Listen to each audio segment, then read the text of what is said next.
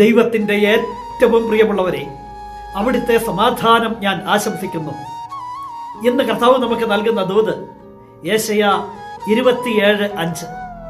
അവയ്ക്ക് എൻ്റെ സംരക്ഷണം വേണമെങ്കിൽ എന്നോട് സമാധാന ഉടമ്പടി ചെയ്യട്ടെ, എന്നോട് സമാധാനത്തിൽ കഴിയട്ടെ. ആര് നിന്നെ കരുതും? ആര് നിന്നെ സംരക്ഷിക്കും?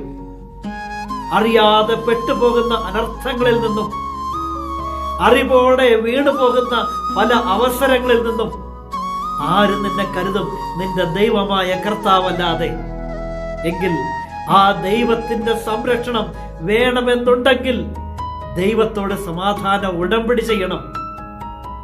എന്തിന് നീ അഹങ്കരിക്കുന്നു? ഒരുവൻ താൻ ഒന്നും അല്ലാതിരിക്കെ എന്തോ ആണെന്ന് ഭാവിക്കുന്നെങ്കിൽ തന്നെ തന്നെ അവൻ വഞ്ചിക്കുന്നു എന്ന് തിരുവചനം പഠിപ്പിക്കുമ്പോൾ എന്തിന് നാം അഹങ്കരിക്കുന്നു? ദൈവം തന്നതല്ലാത്തതൊന്നും നമ്മുടെ ജീവിതത്തിൽ ഇല്ലല്ലോ. എങ്കിൽ ദൈവത്തോട് സമാധാന ഉടമ്പടി ചെയ്യാം.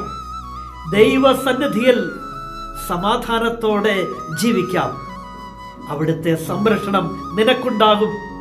ആ സംരക്ഷണത്തിന്റെ നടുവിൽ നമുക്ക് ജീവിക്കാൻ സാധിക്കും. എങ്കിൽ മറ്റൊന്നിനെയും ഭയപ്പെടണ്ടല്ലോ. കാരണം ആ കരുതലിനപ്പുറം മറ്റൊന്നും ഈ ലോകത്തിൽ ഇല്ലല്ലോ. നിന്റെ ദൈവം നിന്നെ സമൃദ്ധിയായി അനുഗ്രഹിക്കട്ടെ.